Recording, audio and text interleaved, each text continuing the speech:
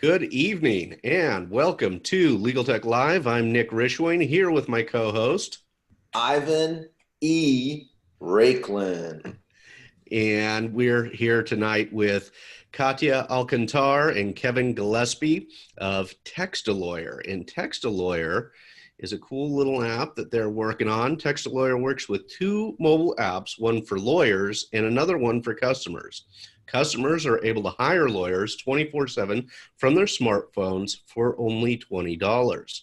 After creating an account, the customer selects a state, legal category, and then is instantly connected to a real live lawyer who answers the customer's question. The customer has their first legal question answered for $20 and has the option to continue asking the lawyer questions on a discounted pay per question basis.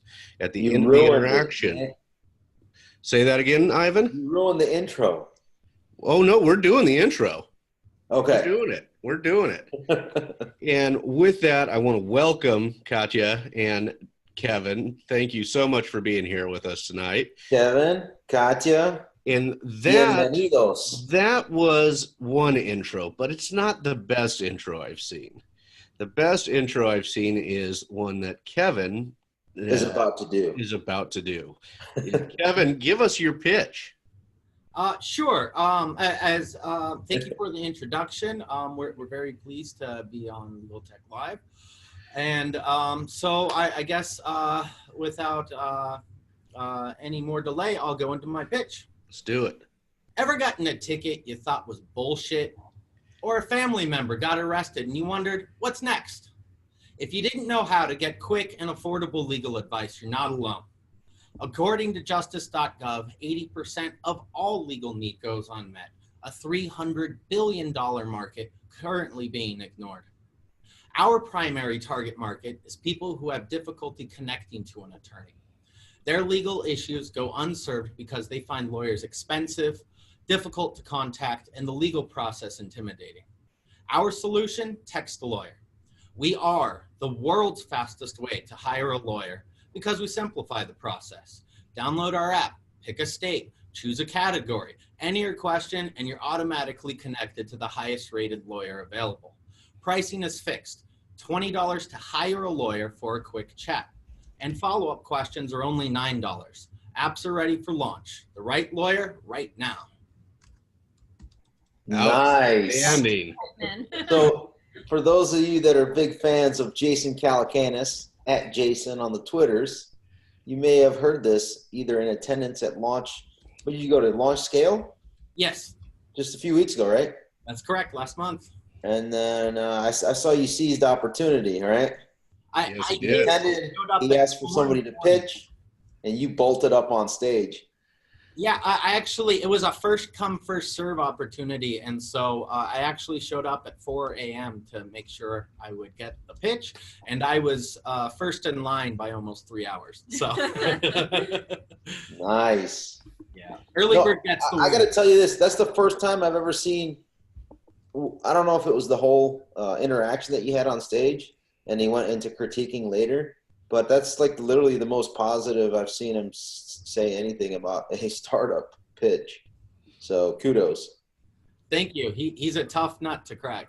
Yeah, he is. But he's honest. And for our viewers or in replay viewers and listeners, you can find this on TextALawyerInc.com. You can watch this pitch. It's an excellent pitch, very well done. And what I really like that you did, Kevin, in the pitch is he said he said something to the effect of you would even get a second interview with me or a second meeting with me, and you jumped on it. You said, I'd like to do that. Can we set that up now or something to that effect? I said yes. Yes, please. That's what it was. I mean, perfect way of just, he gave you a little opening and you barged right through the door. That's fantastic. I want to download the app while we're getting into this here. Well, they're gonna tell us a little bit about it. It's in beta right now, so we can't download it on iOS yet, Ivan. Oh, okay. So let's get a little background on Katya and Kevin, and then how TextALawyer came to be. And Ivan, if you want to follow on Facebook, in case we are live over there as well. Yeah, let me take a look. So a little background on you guys. Sure. We are classmates. We're met as classmates at Vermont Law School. We were part of the same class, so class of 16. And so during law school, I took a class called the Legal Hacktivist class with Professor Jeannie Ikes. And the assignment was simple. Come up with a mobile app idea to solve a legal problem. And a couple hours later, I had the idea for TextALawyer, and I was encouraged to move forward with it. I decided against it, like most risk-averse law students. Right. Well, I'll see what being a public defender's like. I went to law school to help make the world a better place. Whereas before law school, I worked in investments and ran a charity feeding the homeless of San Francisco on the side. And I decided, why not make my career helping people? But I was a terrible public defender. I know I shouldn't say that, but I wasn't great at that. Even though I tried hard, it just wasn't the best use of my skill set. And so after that, I decided to, I had basically the same professors from Vermont Law School reach out to me and encourage me again to move forward with this with some new information.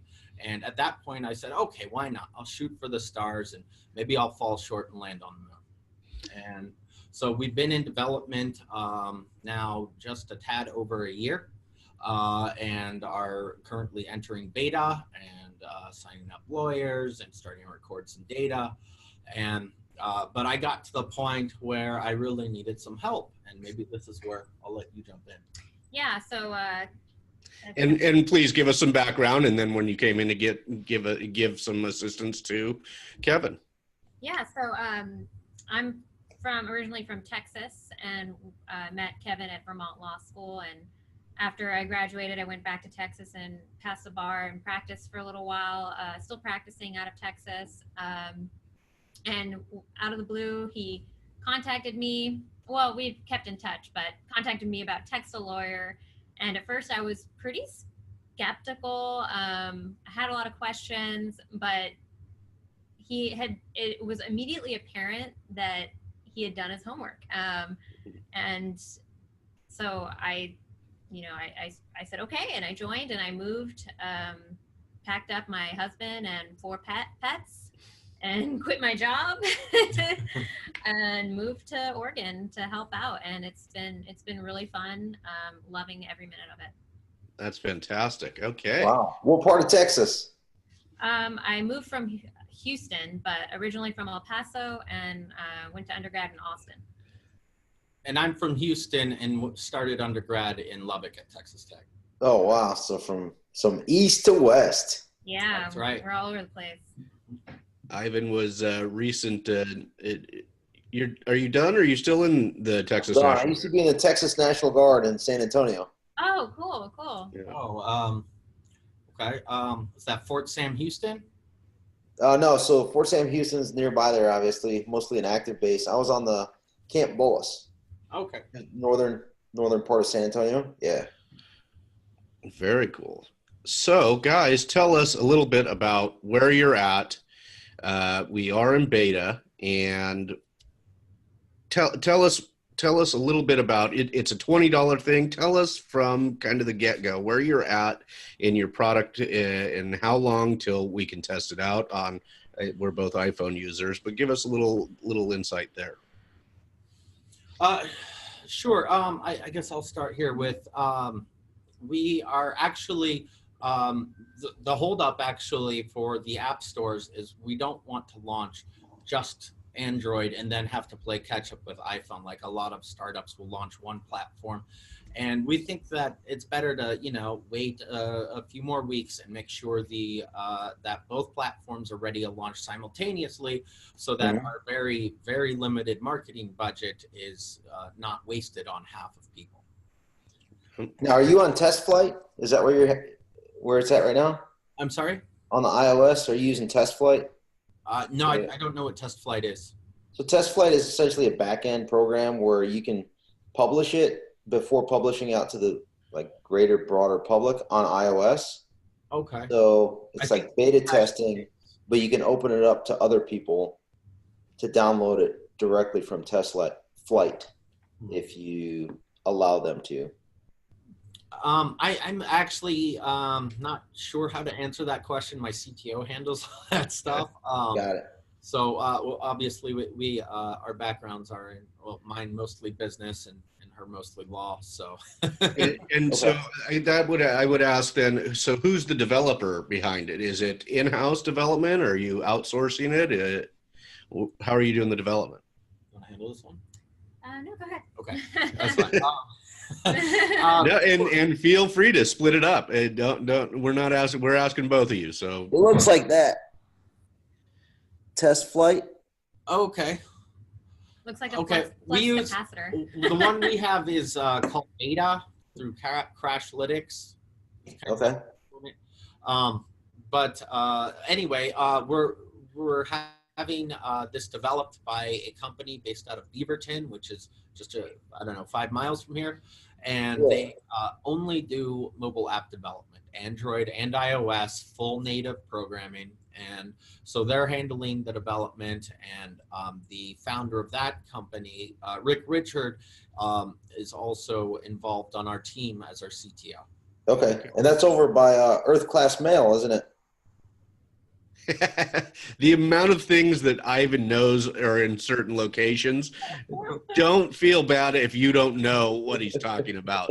There's Earth Class lot. Mail is a company that basically makes your mail go into the cloud and access it through the cloud. Yeah. Like your physical mail is sent to something and they manage it. Actually, Katya, it is something you may be interested in now that you're working away from the office. It's a pretty handy application. I know I signed up for something recently on USPS that every time I get a piece of mail, it sends me a picture of the outside of the envelope. Right. So imagine USPS is scanning those in and you being able to manage all the physical mail that you get when you're constantly traveling throughout the globe. So I've had this, I think I've had this for about 8 years now. I need to get on it. It gives new meaning to the term email. For sure. Yeah, I heard a lot of people using it. Always throwing out tangents when it's relevant. Yeah. So that's your development team. All right. So there's two different services here, right? And I have a very similar experience, two different kind of customer bases that you're dealing with. And on a day-to-day basis, I work with two different customer bases. You have the consumer who's looking for the lawyer, but you also have the lawyers who are looking for a consumer. So, and it sounds like two different apps. How are you guys going about making sure these lawyers are licensed to practice? Well, we verify them before they are able to get on the app. You know, check that they have no state bar misconduct, nothing like that, and then we give them the go. Okay. Yeah. So there's an application process then for the lawyers. Yeah. Yes. They have to apply, give their bar number, TextALawyer. say their name, and then we check their background and make sure they're in good standing with the bar out of the state that they're practicing in, and they're going to sign up to give legal advice on the app. All right. We also have we make the lawyers during sign up take a picture of their ID because we verify their identity.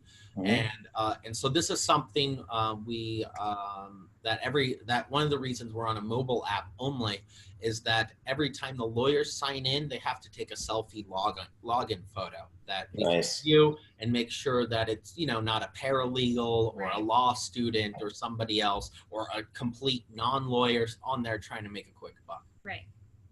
I like that. So there's a quality assurance aspect of that.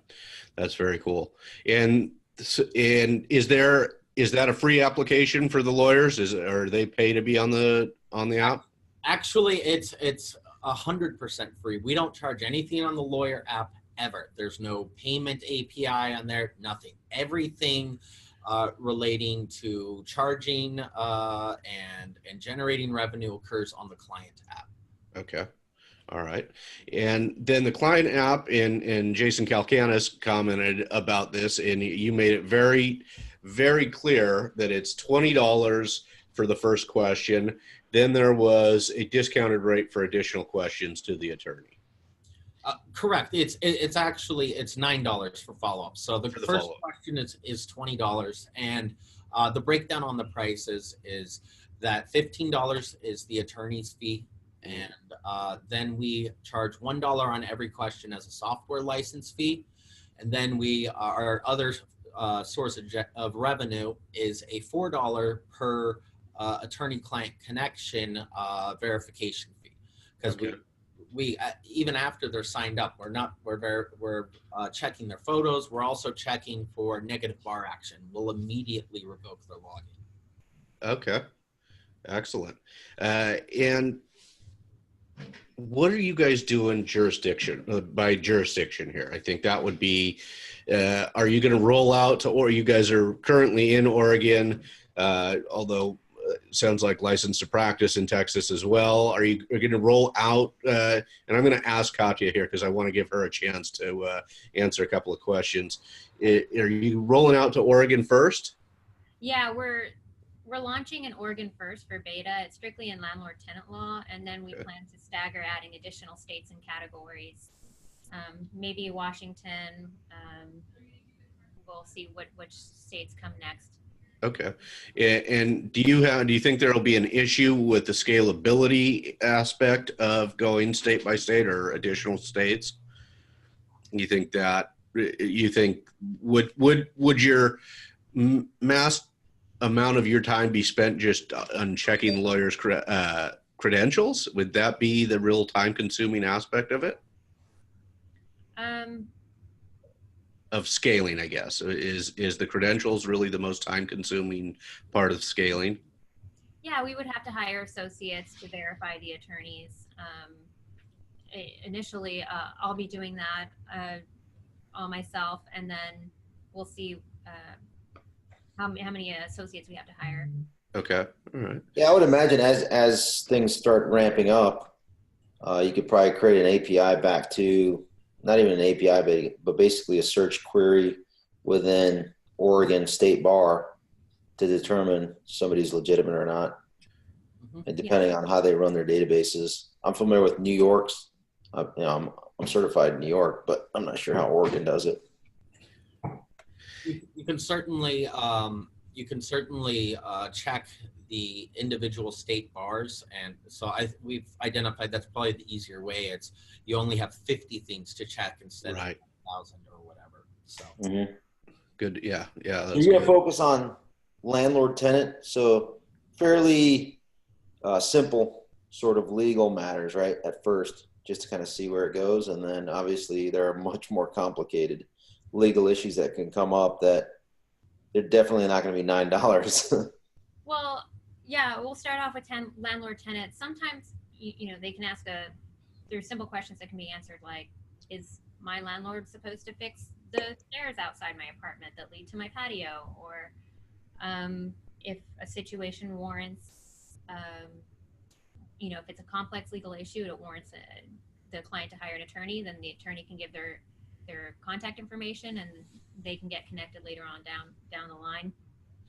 Okay. Yeah. This is the introductory client relationship, right? This is introducing the client to the attorney. Small fees involved. It sounds like you guys are feeling an access to justice. It's real an access to justice issue here too, because cost seems to be the thing that keeps most clients from checking with attorneys. So now, rather than billing on the 10th of the hour, it's this upfront fee. I ask the question, maybe I got a couple more questions, and all right, I'm willing to spend up to $100 to maybe get some guidance. And that's kind of what we are doing. It's not cheap legal advice. We're taking the lawyer's billable hour and we're chopping it into even smaller bites. Right. And so you only take as many bites as you want, and then your meal, how much your meal's going to cost to finish. Yeah, I guess it's also a forcing function on both sides. So on the client side, it forces them to research a little bit more to then make that interaction with their intake attorney more efficient. Actually, we're kind of trying to reach people that aren't real big into research. There are most of the competition we have out there has 100 different options, and all you can go into the weeds. And people like us, we love that. We're research people. We're lawyers. But for somebody who's not a research aficionado, they're instead looking for something simple. They just want to talk to someone who can tell it to them straight, that they don't want to spend an hour or two searching on Google or Wikipedia or Reddit. And so we're really trying to inform those people, because we believe informed people will end up hiring a lawyer for a couple of reasons. One, they understand when they understand their legal problems, they understand the immediacy of it, and then they also understand the consequences of non-action. Okay. Now, when do you expect to launch? A few weeks, maybe end of this month.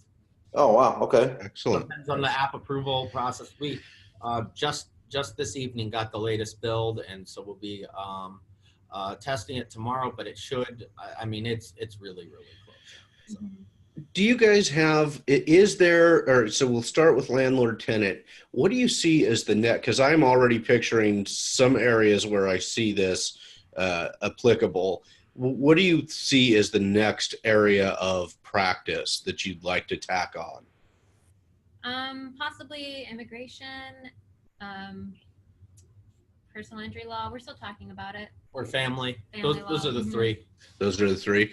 So that's interesting, because on my end, I'm thinking that there's a real criminal law aspect here of when you're in, when the police came into my home or something, and they're in that kind of panic phase of what do I do now? Maybe I get instant access to an attorney. I can ask them a question. Are they allowed to search everywhere? Are they those kinds of questions that most people don't know because they don't have legal backgrounds like we have? Like, no, they have to limit the search. Is there a reason you're avoiding criminal law at this point? No, or just it's on our list too. It is okay. It's high on our list. Something that's kind of similar, where people have this panicked mode where they just want to ask a bunch of questions, is family law. And then another personal injury can be that way. Is why isn't my lawyer, gotten back to me in 3 months? It's because the courts move slow. So everybody gets that. Right. Okay. Yeah. And I was picturing it as, those panic questions where I just need an answer so that I can sleep tonight. And it's right. Child custody and things like that would be very, very similar. Yeah, we're trying to bring back the counselor at law. And this is something we've had a bit of trouble communicating to some attorneys, is that, your clients don't just want you to say the statute of limitations is 3 years. They want you to give them some advice on how to improve their lives, on how to address this crisis that they're contacting the lawyer in the first place about. And so we believe a good TextALawyer is someone who mixes the legal advice along with practical terms that a layperson can understand. Very good. Yeah. All right. So my question then is, let's get into meat and potatoes. How are you planning on onboarding attorneys? That kind of go-to-market strategy. And then on the flip side, how are you going to market to develop that client base to know about the app? You want to handle attorneys? Sure, yeah. Well, attorneys will use it because they're getting paid to get connected to a client and pre-screen the issues and getting paid for a lead, essentially. And then they can respond from anywhere, anytime. They don't have to wear a suit. They can ditch the commute.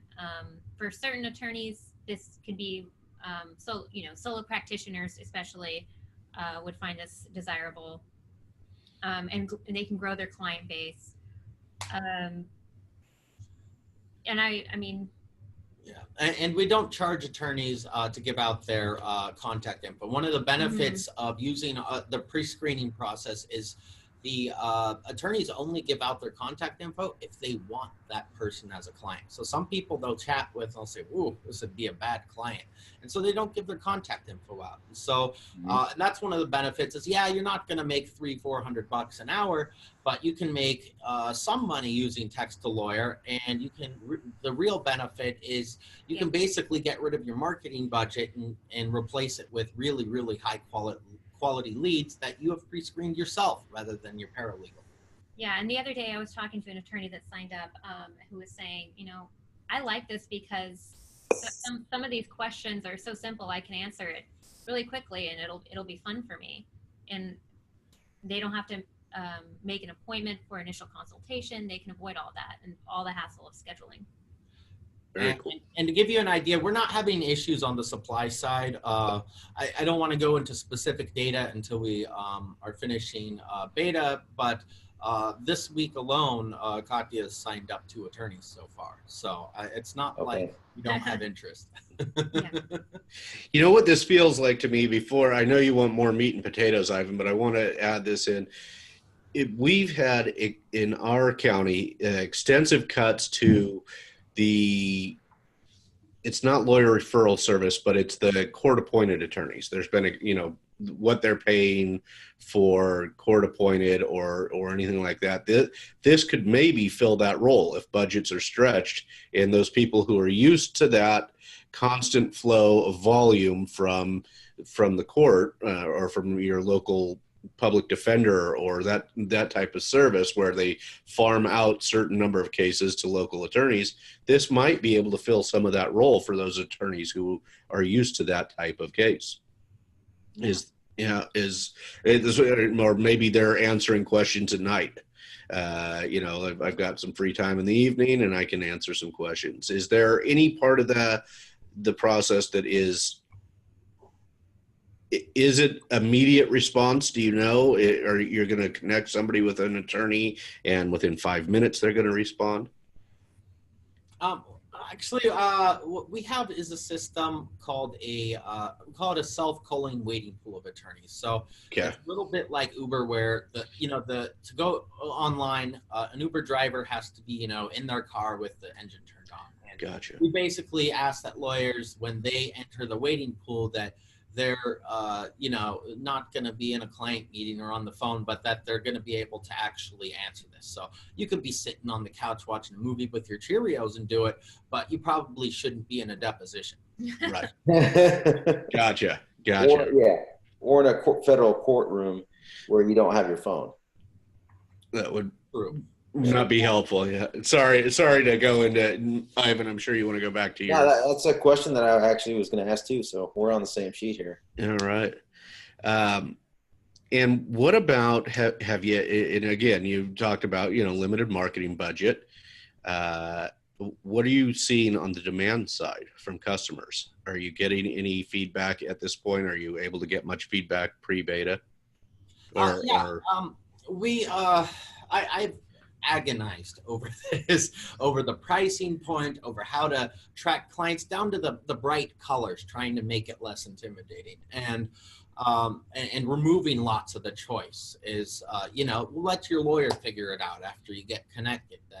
But really what we've done is we did a survey that had 99 results. Off the top of my head, a few of the results were that 81% of these people said that they would have been willing to download this app and install it, knowing it costs $20 to connect to an attorney.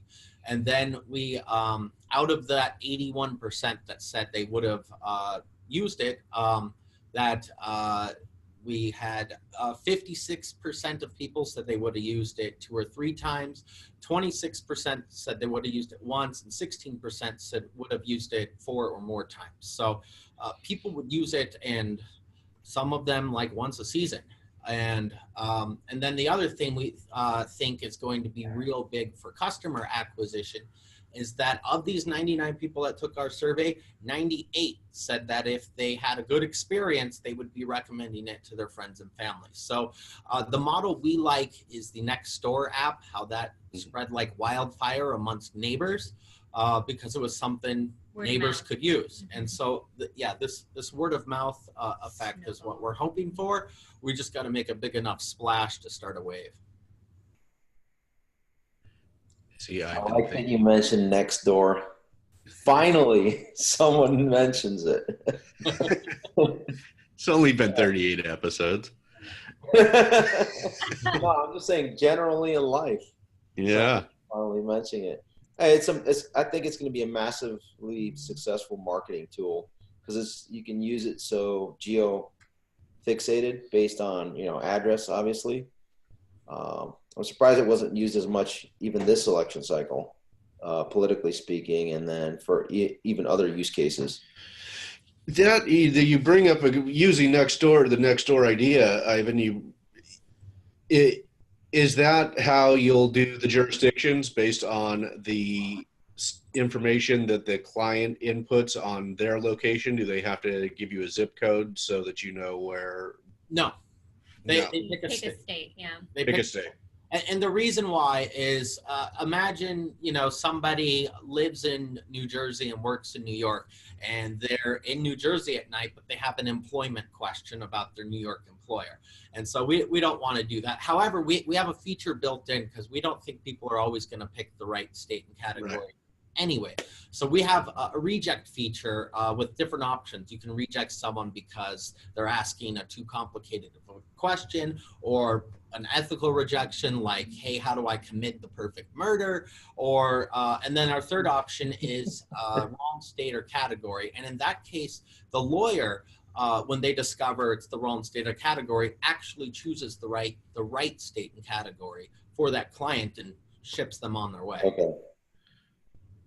So that gives because that would be the lawyer's ethical duty. They don't want to violate. They don't want to practice outside their jurisdiction.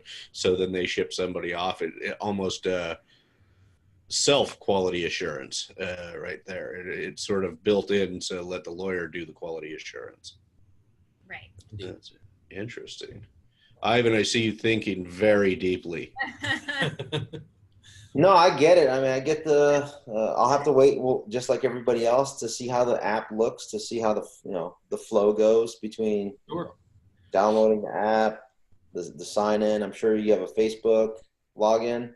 No, we don't. We're kind of old school. So, we since we're self-funded up until this point, we haven't taken a funding round.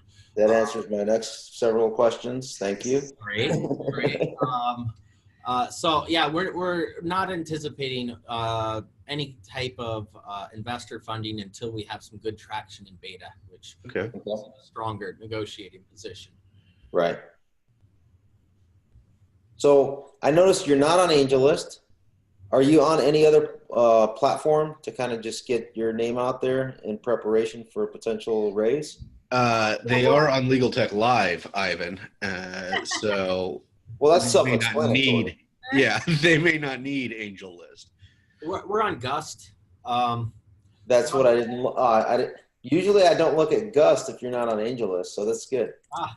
Okay. I will look at Gust now. Put him to work. Put him to work.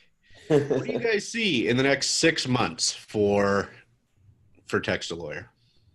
That's all you. Sure. So I'll give you a quick rundown. Our beta is Oregon landlord tenant, but even more specific than that, we figured how are we going to, with limited budget, get people to actually download this app? Google AdWords are crazy expensive for legal. Why? Lawyers have money. They know nothing about marketing, so they just throw all their money at Google AdWords and says, get me some leads. We can't compete, period. So we're actually doing a low-tech marketing plan, and we have these door hanger flyers that realtors use that hook on your door. And so we've got one designed for landlord tenant, and we are going to all the big universities in the state, and we're putting one on every door within, I don't know, about a mile radius of the schools. Nice. And why college students? 3 reasons. A, they love smartphones and they're early adopters of apps. B, they are new renters who tend to have a lot of questions, and C, they're terrible renters that tend to have a lot of problems. Mhm. I like that. That's a good approach. Can I tell you about, just since you're going Oregon specific, I might impress upon you going through the Facebook ads, because those are, I this week I was averaging about 16 cents a click. So it's a lot more efficient than I know exactly the issue you're talking about with the SEO for anything legal. But Facebook ads and Instagram, I sometimes I average 10 cents a click. It is, fairly Instagram is still a steal. yeah, still fairly cost I'd effective. say that's where the attention is. And With that that's where- demographic you're talking about, Instagram is the attention in 2018. Yeah, especially with the, if you're targeting those really bad renters who are in college and who are as bad as I was in college. So just food for thought, not that you guys have to do it, but fairly efficient use of funds for small companies. We certainly are considering all of these options. We yesterday hired a marketing intern who her previous work experience was as a social media manager for a small company. So we're hoping she can give us some pointers. Yeah, Nice. excellent. Wait, I'm looking on Gust. What's the name of the company on Gust? I'm not finding it.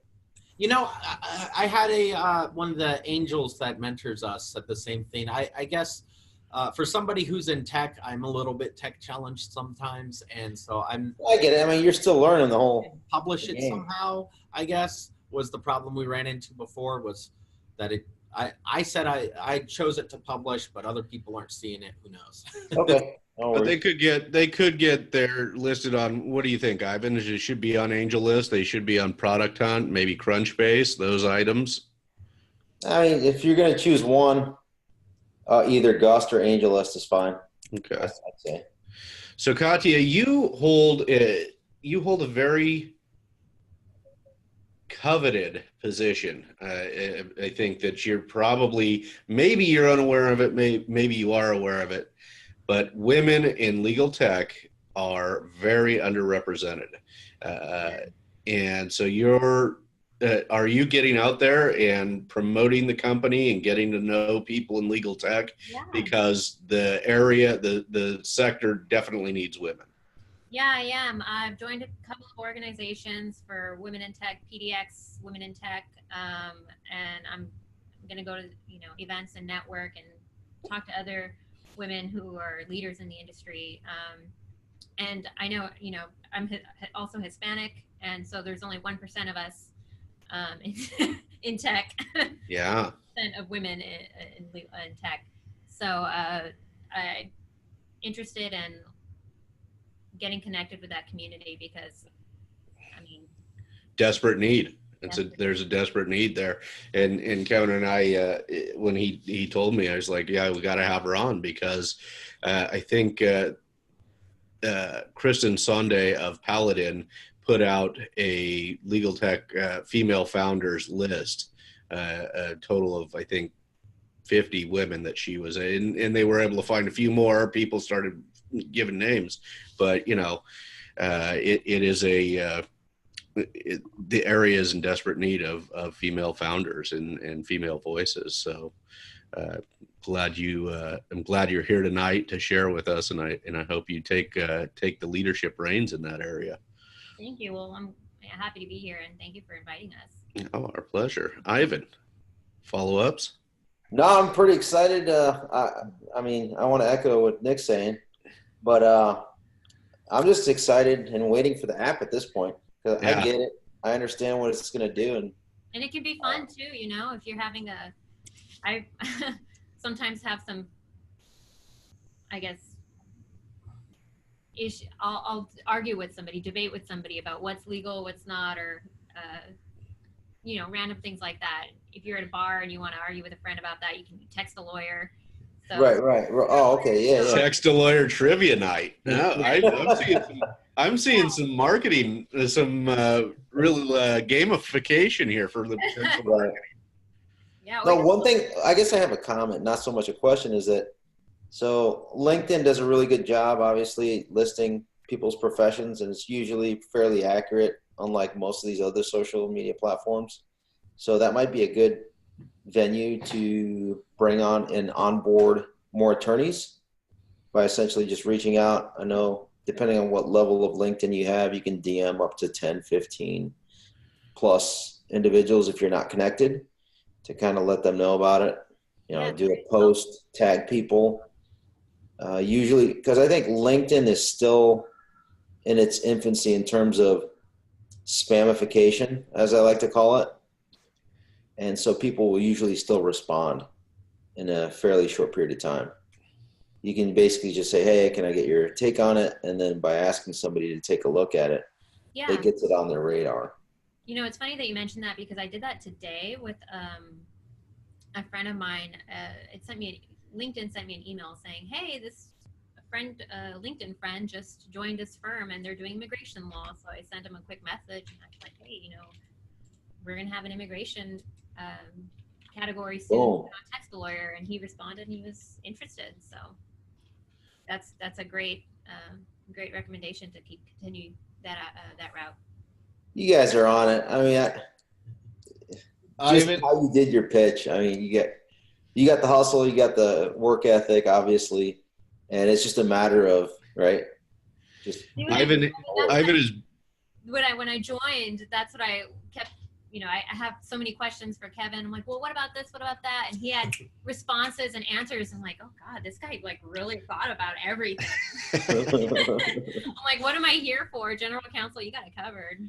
No, I couldn't do this without her. It was impressive. No, you just can't do everything yourself. It's like, Right.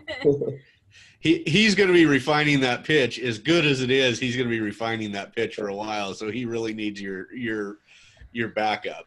So actually, no, you reminded me. So my question would be is what came out of that meeting or that pitch at launch? Sure. Well, since we're pre-revenue, he doesn't do pre-revenue, but right. We emailed back and forth a few times, and he obviously gave us the rights to use the video clip with his commentary, and but basically he wants us to apply through his website once we are done with beta and show, have some revenue and some hopefully, week over week, month over month, positive upward sloping growth. And you're talking about to like Founder University? Yeah, Founder U. Mm-hmm. Yep. And so he said, just put a little note in there to remind me, since he sees like 1,000 companies a week. So yeah, he sent me a message saying, what did he say? He said next year he wants to invest in 100 startups. Yep. Yep. Because this year he was getting to 50, and next year he's trying to do 100. Yep, he's scaling, so he should be good at it. He's a beast. I mean, very cool. Any final thoughts, guys, before we wrap up for the evening? Anything we didn't cover about TextALawyer that you think people need to know? And tell us where to find you. Yes, we are designed from the ground up to be compliant with the rules of professional conduct in all 50 states. We may run into a little bit of slack here and there with bar associations that disagree with us on interpretation, but we really we worked with a legal ethics expert and partner at Holland & Knight, David O'Conich. He's fantastic, and so we actually made a bunch of changes early on in the conceptual and early development to comply specifically with 5.4 and 7.2. So our lawyer, at the end of the chat, the client rates the lawyer, and that rating is kept internal. And since we don't advertise that, we aren't a lawyer referral service. That's just a way to connect people to the highest rated attorney. No fee splitting. And then we don't fee split because we use Stripe's Connect system to actually, the Stripe takes the charge and then pays the lawyer and TextALawyer separately. And then also our fees aren't based on the lawyer's fees, since the amount the lawyer earns and the amount we earn aren't based on each other. Good information. That's good. I'm glad we didn't ask that. I don't practice, so I don't worry about the rules too much. So, but I'm glad you guys said that. And please tell our listeners and viewers where to find you. Sure. We can be found on our website, TextALawyerInc.com. We have a couple of demo videos on there, including a much longer one that goes through attorney signups and registration. We also could be found on Twitter. My Twitter is Kevin S. Gillespie, or at Kevin S. Gillespie. Mine's at Katia Alcantwood. And we also have at TextALawyer. And pretty soon we will be launching a new website, TextALawyer Now, which is specifically for a landing page to sign clients up. So. Excellent. Well, thank you guys so much for being here. Don't disappear once we stop, because we'll want to say something. We'll want to have a quick few words with you afterwards. But I really thank you guys. This is exciting stuff. You guys fit right into what we're looking for, the kind of under 12 months, minimally viable product. So appreciate it. Under 0 months today. That's right. That's right. So thank you to everybody who watched on Facebook Live. We will. Yeah, that's right. This is our debut on Facebook Live. Yeah, it is. Right. I went in there and took a look at it. Yeah. So hopefully we'll be we didn't get many questions on there tonight. Hopefully we'll get some more in the near future. And this episode will be dropping on Tuesday. Like clockwork. Like clockwork. So thank you for our Facebook viewers. And I'm Nick Rishway. This was episode 38 of Legal Tech Live. And our guests tonight were Katia Alcantar and Kevin S. Gillespie. Once again, I'm Nick Rishway here with K2. Are you guys also known as K2? No, Not to be confused with the mountain. Anyway, Ivan Reiklin here, as always. And look for us next time on episode 39. Thanks for having us. Thank you.